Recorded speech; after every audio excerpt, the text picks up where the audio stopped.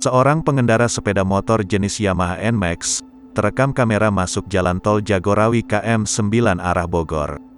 Video itu salah satunya diunggah oleh akun Instagram @merekamjakarta. Petugas pun sedang menelusuri identitas pengendara tersebut.